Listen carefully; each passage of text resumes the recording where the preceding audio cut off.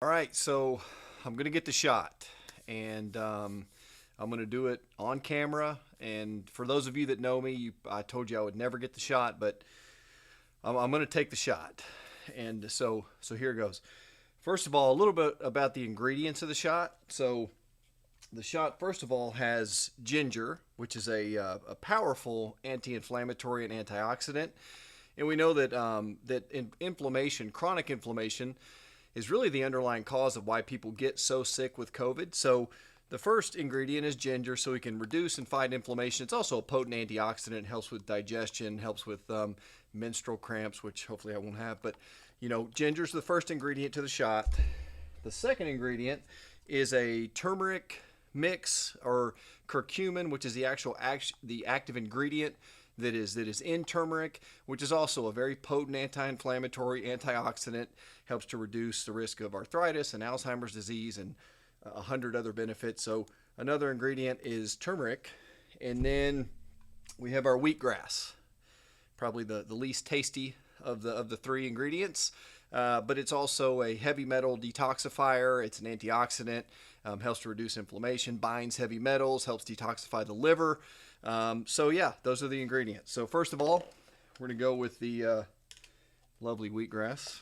First ingredient to the shot, and then the second is the turmeric, and then we have the ginger, and then I also added in a little bit of vitamin D.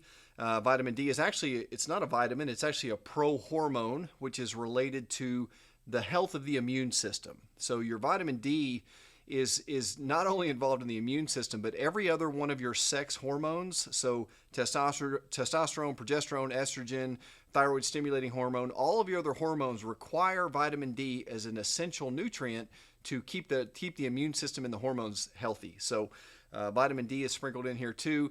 And we know from a study from South Korea that the people that died and had the worst outcomes with COVID, they had chronically low vitamin D levels. And that's epidemic in the US. Most Americans have extremely low vitamin D. If you live north of Miami, a good chance you're probably going to have low vitamin D unless you're supplementing or laying in the tanning bed, which, either way on that. So here's the shot. We're going to take the shot, see how it goes.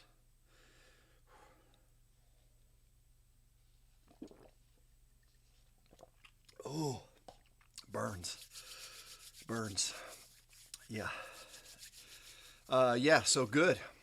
I feel healthier and I feel protected. So, a little tongue in cheek, but if we'd have spent the last 18 months focusing on health and nutrition, if we would invest as much time and energy into healthy food and fruits and vegetables and the right supplements as we did to masks, I think we'd be in a different scenario. If we put as much emphasis on exercise as we have the vaccine, or healthy living as we have social distancing, we'd be in a remarkably different place, not only with COVID, but with obesity and diabetes and heart disease and cancer and arthritis and allergies and autoimmune diseases. And really the underlying cause of every chronic disease that we worry about. So most of the diseases we face are fully preventable. The problem is nobody talks about that on the media. Various reasons, from financial to conflict of interest to the pharmaceutical influence to just the way our crazy government works. But the fact is, if we take care of our health, if we do the things we have to do to stay and get healthy, most of the diseases are not a concern. So when it comes to the shot, the one that's talked about on the media every day, everybody has to make their own decision about that. So it does not come without risks. We know over 6,000 people have died according to VAERS, and those numbers are massively underreported. Injuries and myasthenia gravis and Guillain-Barré and a host of other inflammatory autoimmune diseases. So you got to learn, you got to be educated to take your risk when it comes to the side effects, and then you got to take the risk of not getting the shot.